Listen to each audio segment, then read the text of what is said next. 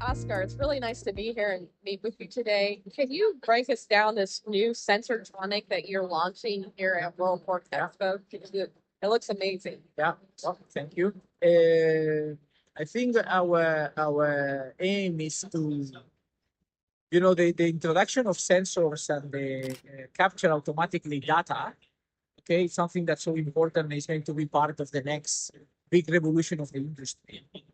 Because since we can capture data automatically, then we can cross. Then we have a very high quality data. We don't depend on people, and then we can cross it with productivity data, economical data, and this will give us the first the areas of improvement where we can improve, and then also we'll probably, like when you have electronic self-feeding systems, we will be able to set the systems automatically according to performance. No? We don't need to depend on people analyzing, and all this. Of course, going through artificial intelligence to analyze this, to find trends, and so on. But all that it's a journey. We're not going to get there tomorrow or the day after tomorrow. We're going to get there fast, but it's going to take a time. Well, yeah, we still need the tools to get there. Right? Exactly. So the first step of automatic data collection is okay. I collect all this data and I give it to you in a dashboard. But then, as we have so many devices producing data, we get lost on those dashboards. So the second level of information and quality is give me an alarm. So the dashboard tells me when a parameter is going over or under the expected value, so I can take an action. And this is what we do with Sensortronic. No? So we have a sensor that we have an environmental one, temperature, humidity, and CO2 or ammonia, alternatively, that we can set a maximum and minimum amount of each of these parameters and then give us an alert when something is wrong in the farm so we can go. Of course, this also records which is the evolution of this. And that's also a data that then we can download by an API and cross with something else to see which is the temperature, the humidity, and the CO2 levels that give me the best performance. Then we have another Sensortronic that it's we are giving or checking which is the consumption of feed and water. Okay, we believe that this is the two parameters that can more predict that everything is going okay or something is going to be wrong. There is many parameters that you can predict the health status of the sows or the finishing pigs, but the one that is very easy to check and it's very easy to implement, as we did with Sensortronic, is feed consumption and water consumption. So of course you will also detect breakdowns. You will also detect no feed events. You will also detect many things because we combine it also with Willowtronic with a wireless sensor also to check the amount of feed you have in the silos. Okay. And same thing. So you have a platform where you have all these parameters. You can put a maximum and a minimum, and they will give you an alarm when there is too little feed consumption or water consumption or too much feed consumption. But at the end, you will also have all this data recorded, and by an API you can download. So Sensortronic at the end is it's a group of wireless sensors that operated by batteries that they don't need. They are very easy to install. You just hand them, connect the battery, you plug in your platform, you put the devices in your platform, and then you mark these maximum and minimum amounts. How long does the battery last? This will depend on the number of readings. We normally do it for 2 readings, one reading every second hour. Okay. But some parameters you don't need to read every second hour. But when you make readings every second hour, they will last from 5 to 8 years. Oh, wow. So this is the sense of really very low maintenance, right? And the communication. When we talk about this IoT sensor. What does IoT mean? IoT means all these sensors are connected directly with internet. in the case of Sensortronic and Allotronic, we don't work with gateways.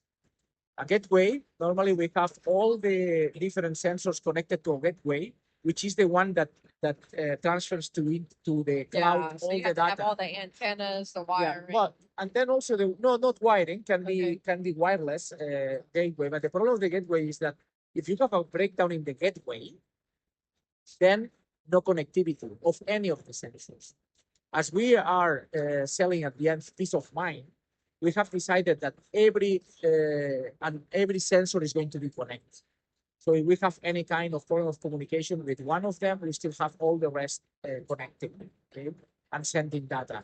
Also, it's an scalability thing. You don't need to link the sensor to the gateway because each sensor is a gateway. Yeah, because it really complicated how you implemented this Yeah. in your barn. But because this is one of the keys of the implementation of all these technologies, if we don't succeed making the user interface easy enough, it's very difficult that we can find. Of course, there is a percentage of farmers that are very, very tech orientated and they will make work anything. But many of them, they could even not manage a Netflix account. Well, I could say since I developed dashboards for Yeah. big producers and tried to launch a business of integrating data and building dashboards, I would say the number one problem is they do not realize how much data they have, how difficult it is to integrate it. And I mean, I think that's like my number one challenge is getting them all to work together. Yeah. And this is the one thing that in this project we really, because it's one of the things that when in Rotecna, when we traditionally make equipment for plastic and stainless steel equipment for pig farms, floors, penning, feeders, drinkers, automatic feeding systems. When we started to make electronic feeding systems 10 years ago, this is what we added or what we brought to the industry. Is this way of making the user interface extremely farm friendly and extremely farmer friendly. Because to make technology complicated and to create lots of things that then you need a very, very advanced user and motivated user to handle, it will take longer to implement. No, we have to prepare all these systems for people, which is really very, very basic, and then give them these layers of technology little by little. No, as I told you, data. Okay, data. If you put it in a nice dashboard, it's information already, but you need to read it and act about it. If I give you alarms, it's a higher value because okay, at least you among all this data, you tell me when I have to take action. But if I can predict when they're going to have an out of feed event, Yeah, of course. That Yeah. the alarm, predictable alarm, much better. To say, okay, look, I give you an alarm not when already happened. I give you an alarm when it's going to happen tomorrow. Oh, that's even better. And it's where we go with AI, no, with artificial intelligence. We are going, and then also, but at the end, the best value is when we make the actuators work according to what the data, the sensors collect and what the artificial intelligence analyze. And it's the case we do with body check with the electronic self-feeding systems. So you have in Spain now, 70% of the farms we put electronic feeding systems in farm because they save so much feed, the sows eat much more and so on. But in gestation, we just put 10 to 20% of the systems with electronics. It's the only system, as you may know, we have all the housing groups in Europe by law. The electronic feeding systems in gestation are the only ones that allow us to feed individually. But the implementation is not so big because you depend on somebody to analyze to decide which is the individual feeding you are going to deliver according to body position. But the people, we are really bad at determining the condition score. Even if we do it, you can help you with calipers and tools. But if we have a device that can do this automatically, make this score automatically, and then correct automatically the feeding according to that score, and making the sows arriving to the farrow with the right body condition, that's the perfect system. I agree, Dick. You're doing it, right? Yeah. then the farmer will also tell him, okay, look, you have so many sows that are under condition. Be careful, take decisions on something. But we are really very excited by it. We are now really. It's always we have been always waiting for this time to these technologies will arrive. Now they are here, but now finally we see them implement them in massively. So we are very excited about it. Awesome. It's exciting. I dreamed it, you built it. So I appreciate it. I look forward to seeing it Thank you. in action, hopefully sometime. Thank you. Yeah. Well, hopefully after the show. Yeah. Looks like it's a lot of people, and the industry is in a much better shape, so they are making money finally. And we hope, but it's very important to get ready for the next because the crisis is always there behind the corner.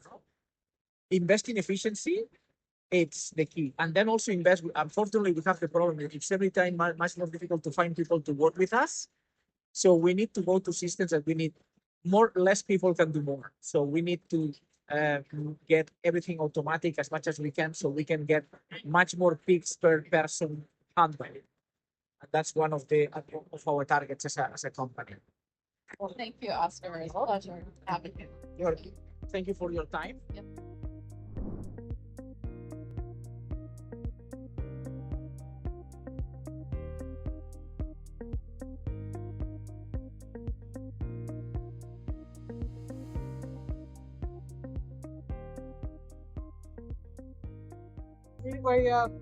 We also focus on Louisville.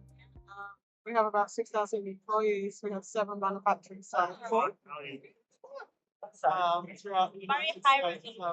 We're a global well-established company, but really the last 15 years we started to look at different industries and say, how can we improve on that?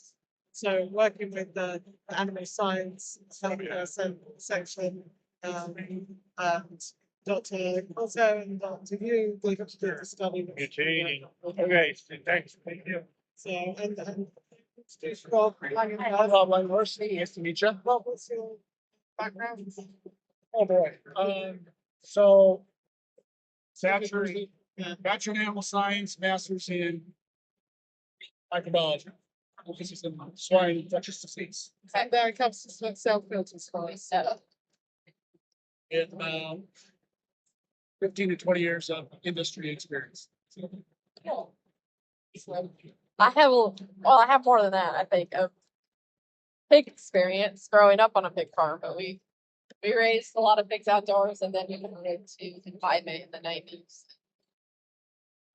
Worked for New Fashion Court and then managed research for University of Arkansas. Then now I don't get into hog barns as much as I like. But let's hear about this research trial. Let's do some history. So, where should we begin?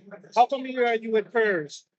Oh, very familiar. I know, Yeah, unfortunately, right? yeah, it's like everyday thing. Exactly. So this study brings us back to the backbone of the study, which is at the university in 2010-11.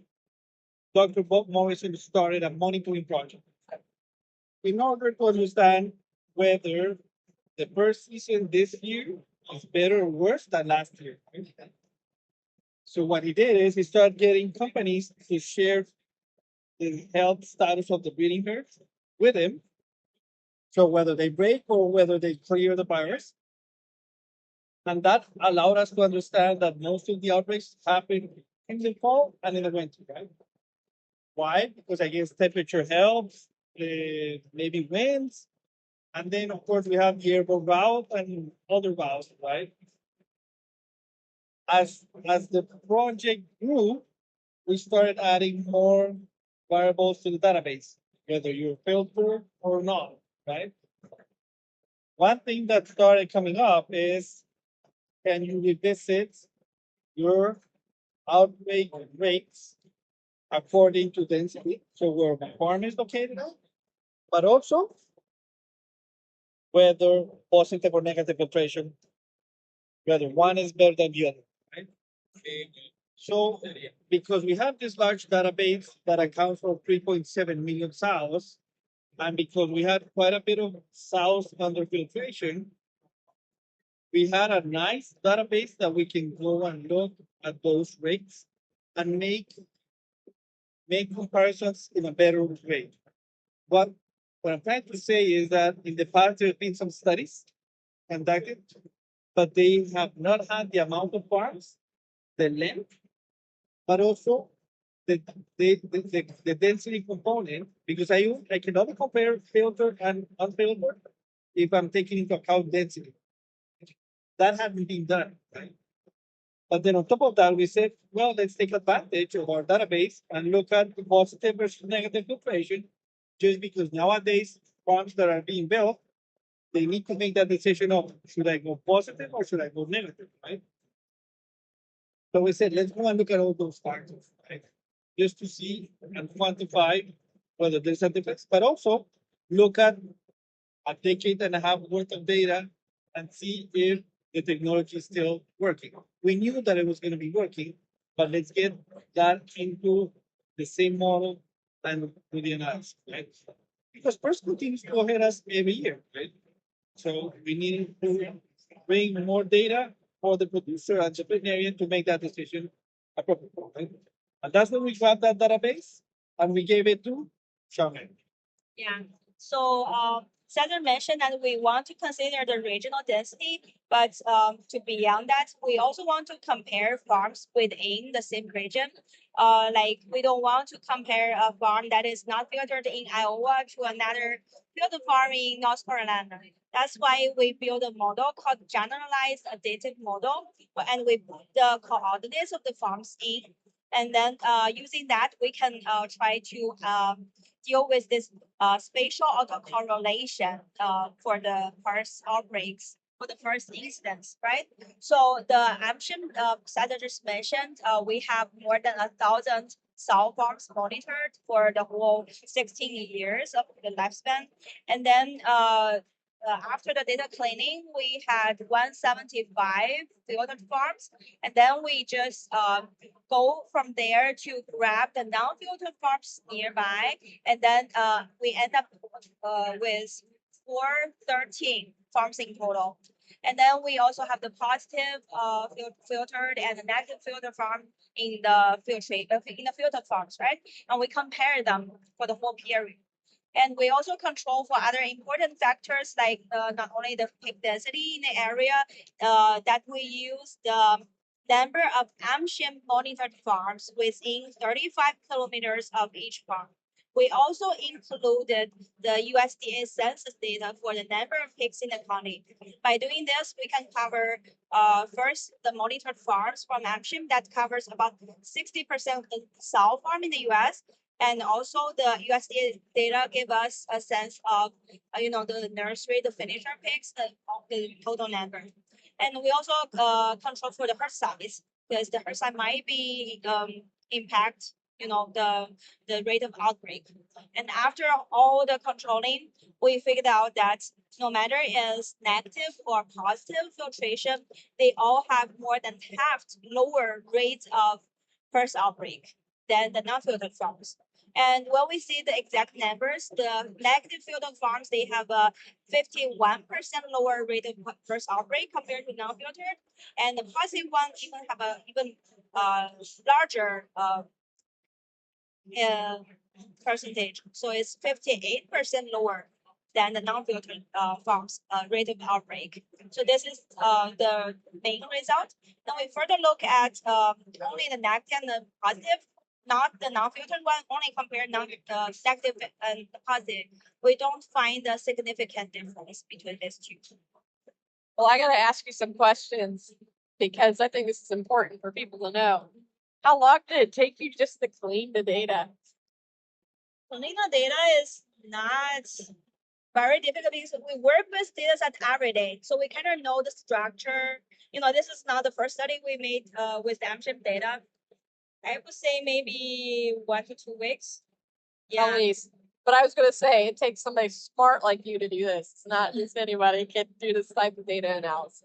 I think the most important part is the data set that we got. That is the most precious part because there's no data comparable that can include the 60% of the sow farms and even have the filtration information available. And I need to add on that to do this analysis, the most time consuming part is to get the data for the especially to understand the positive and the negative, because we used to have the if this farm is filtered or not, but not necessarily the ventilation time. So Cesar helped a lot with getting the positive negative data from our not all but most of the production systems that we monitor.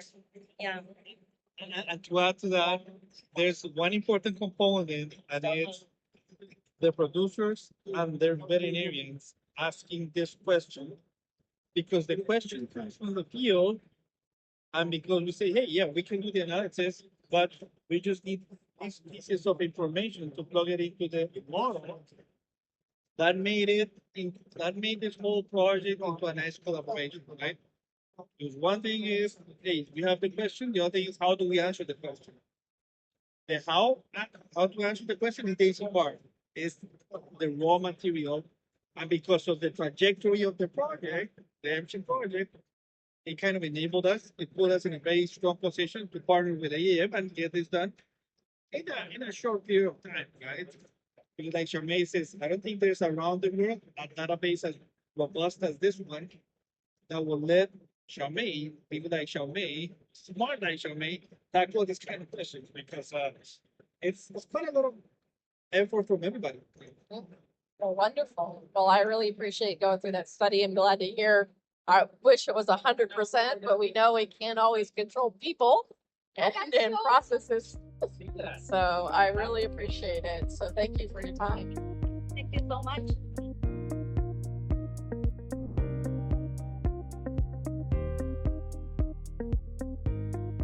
Hi, I'm here again at the agtech booth with my good friend Scott Preston. What is new with agtech this year? A lot of things that we're bringing to the table now are stainless steel motors. We got a new long-term, no grease bearing outlet. How does that work? You don't have to grease, dumps grease, and you don't have to grease it. It's a simple steel bearing. And how long will those last? I guess. We've been running one straight for over 2 years. So there's it's like over 8,000 hours of testing that's gone on it. So I know on my barns, it's always a challenge to get the bearings greased. Yeah, things break and did you grease? Yep. Yep. So that's one of the things, one of the other hot topics that's been is, with our controller and traceability for the mappers. So we can have it where they can log in to the control and that does documentation and people about that controllers. Yes, inventories, treatments, all those things. So that was one of the things I met with several for the suggested about they want to know how they can do that for their packers. They can go in real time, print the stuff off, and be able to turn that in. Very cool. So there's no paper. What is another advantage? Yep. Right. Yep. So yeah, so that's been one of the exciting things. A couple of the exciting. What do you think are some challenges for our Health. Yeah. And health and we're doing a lot of quoting on remodels of barns that were built back in the 90s and 2000s. Yeah, they need to be fixed. That are way underventilated. Way? Yeah. The old school way of doing things. Technology has come so far, so it's almost to the point where a lot of them now are just build the shells off, just build them off from slats up. Well, I think it probably makes sense. I remember doing that a few times in my career. Drop the side off, and it's like out of a horror movie, and all these nice, yes, nice came with it. Yep, you are correct. So build it from the ground up. Yes. Yeah, and that's a lot of them need to have the slats replaced and the lintels and those kind of things. And with the technologies and ventilation that we have, I mean, efficiencies with fans these days and just losing all the electricity with the magnetic motors that we have. How we can ventilate and stage the bars is another thing. That's a huge advantage. And so it's been exciting to have those discussions, sort of guide producers in a way that's going to make them more fluent in the industry long term.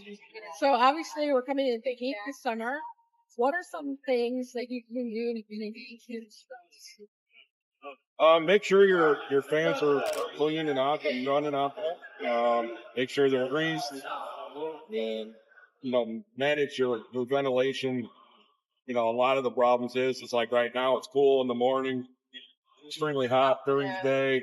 Everybody tries to squeeze things, and a lot of times barns end up fighting each other in the morning and then in the early evening and through the night. And so a lot of the actuated inlets just sit there and just keep moving up and down, and you're chilling to things. Then they're getting too hot, and so you have a lot of temperature changes throughout the barns. So how does the Big Tech controller help Santa? You can set it up.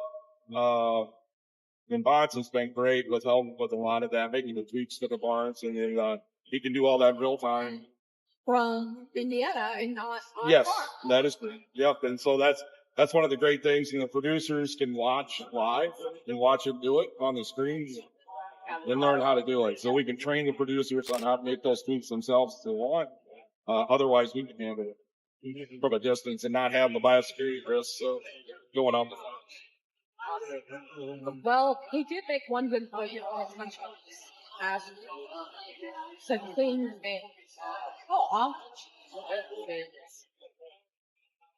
Basically, every time you wash the barns, you clean your things off. So minimum twice a year. Yep. On lean to finish barns. Pit fans, I don't know if I've ever been to a farm that they really clean. So I do mine, but I would say that's the number one problem with your Yep. Your minimum ventilation is not even close to being the right CFMs because you got so much dirt, dust, buildup, especially coming out. And so that's one of the things too. When your guys are there power washing, my power washing crew that comes in from Iowa, they wash those pit fans every time we wash. So in my nursery, we're on an 8-week turn. They wash them every night. Definitely, because I almost feel like a nursery and no build-up. Yep. A lot more sticky dust with all the milk products and stuff that feed. But yeah, I thought that was really important because when you talk about spring, fall, summer, you have to make sure the weather's not up in flames. Maybe you're not doing a lot of that, or you have some downtime, or you got summer interns. That's always Yep. They don't like doing it. Nobody likes doing it. But it shows like every Yeah. Well, and that's the thing. You got to make sure things are running optimal. If they're not, you're wasting electricity, causing yourself. And it shows me right. Yep. Yeah, and that's a big thing, especially like I said, spring fall. You're fighting environment issues because of the outside temps. Yeah, so that's one of the main things that I would suggest. Well, thanks, Matt. Well, thank you.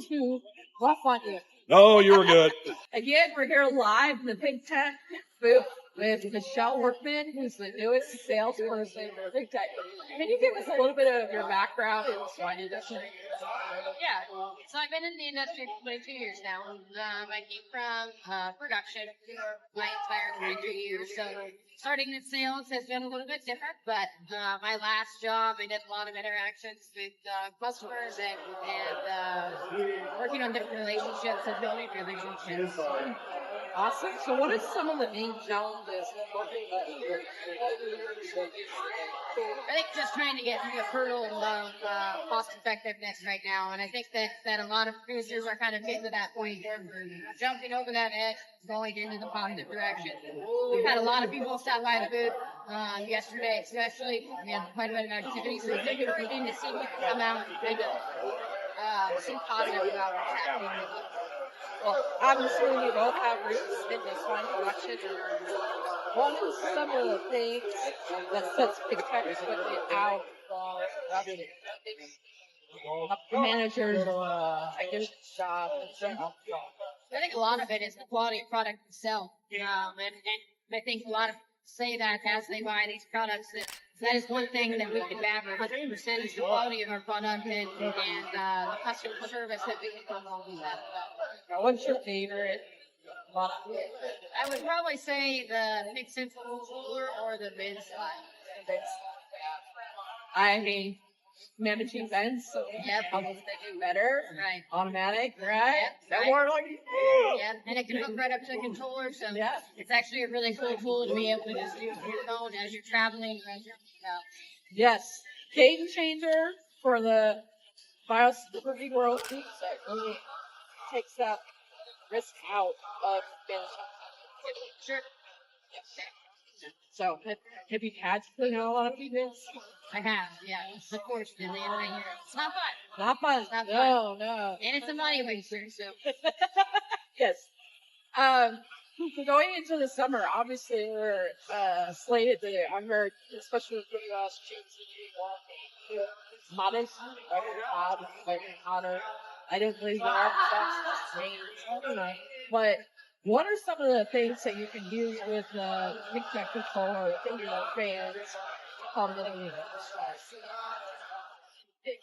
So, obviously, the controller does have the sprinkler system, so we can help navigate through some of that. It has an on and off timer that you go through and set. Obviously, those you want to set at a certain market weight, recommended front or razor. But it does have that option of the controller. And we also can do pretty cool things with hero fans to optimize some of that ventilation as we get into those hotter days too. And especially into those cooler nights, especially Indiana, Ohio, the Midwestern area. We get quite a bit cooler nights, so we can bring those fans back down and not have them running at full speeds. And we can just chill it and regulate those better. Yeah. What are some tips that you can give producers as a manager will manage things you guys to do things? What just what are the changes in processes? What's more involved in about I think the one thing is just getting in there and being active, making them walk around, making them get up. And I think that's the best thing you can do as far as in a stress scenario. And be mindful as you're kind of walking those fence too, as you're pushing those animals into an area that, they can trip, fall. But I think being able to get them motivated to move around, get up and eat, get something to drink, especially wet dry season is a good option, especially whenever you're trying to get those beasts motivated to get up there and get something to drink at the same time. well, awesome. Thank you, Joe. Thank you.